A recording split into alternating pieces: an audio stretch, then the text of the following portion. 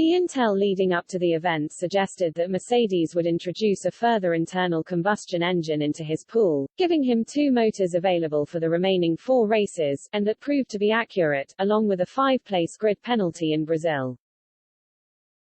With effectively 3 new circuits to close out the season, Saudi Arabia and Abu Dhabi expecting high top speeds, and given the power degradation with mileage which Merc have been suffering this season, it made sense. Climbing the long hill up to Turn 1 in Interlagos followed by the downhill run to Turn 4 has always been one of the easier overtaking combinations in F1 over the decades.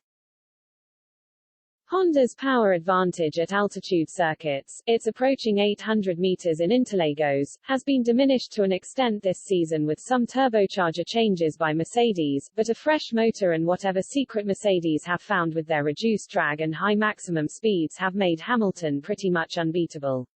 Despite everything, Hamilton strikes first, but qualifying drama ensues. As it was the third and final 2021 sprint event, the opening 1-hour practice on Friday morning was all the drivers had to prepare for qualifying. Just as at Silverstone and Monza, it was dry and relatively uninterrupted. One day, we will have a washed-out practice leading directly into qualifying which will challenge the teams. On this occasion, initially the Red Bull looked very settled and fast, while Lewis was politely but firmly asking his team for the front of his car to be calmed down on the vertical movement and generally improved. In the closing stages, he quickly became the pace setter, and it wouldn't really change from there on. Lewis comfortably took top spot for the sprint until he was disqualified for a rear wing measurement outside the rules. That wing remained confiscated for the rest of the weekend until the end of any appeal time allowances secured evidence, and so it was difficult to know exactly why or how it came to transgress the template measurements. In Formula One, you can't have any grey areas or fudges on technical regulations, otherwise you get creep on standards and issues. Aston Martin found this out the hard way when missing just a little sample fuel at the end of the Hungarian GP, they were simply eliminated from the results. And the excuse that any transgression didn't affect on track performance simply cuts no ice whatsoever under the regulations. Red Bull are convinced Mercedes are up to something with their rear wing, and Mercedes are indignantly wholly denying this. The FIA must have inspected Lewis' captive rear Merc wing to a high degree. It's getting down to the championship wire now with it all to play for, and it's becoming rather feisty and a little angry between the two teams and contending drivers on and off the track. And the FIA are referees in the middle catching the occasional punch. Hamilton would start from the very back in 20th. He dawdled on the formation lap and arrived on the grid with nicely warm tires and dispatched 4 cars before the first corner. Could he possibly make it well inside the top 10 in just 24 laps?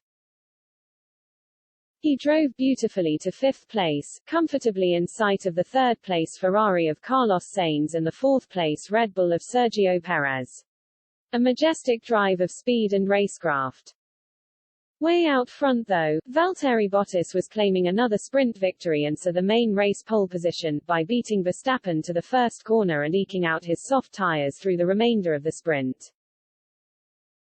Mercedes should have fired him every mid-season and then rehired him over the winter. He's been largely very impressive since he lost his drive to George Russell for 2022.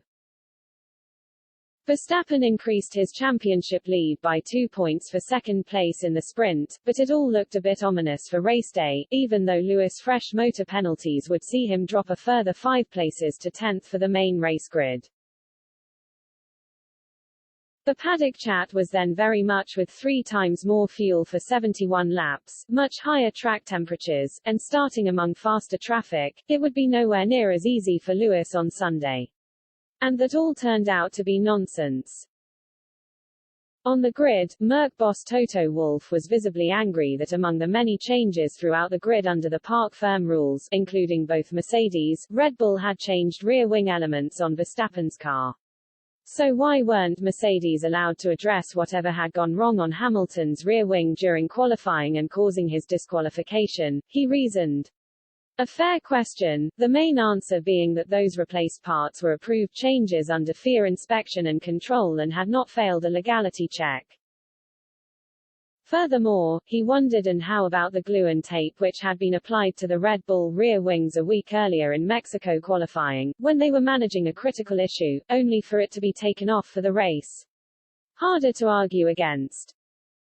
This all served to motivate Hamilton even more as he immediately surged to sixth and was soon quickly allowed past by his teammate Bottas into third place behind only the two Red Bulls, who in turn had both mugged Bottas by turn 4 of the race. Game on.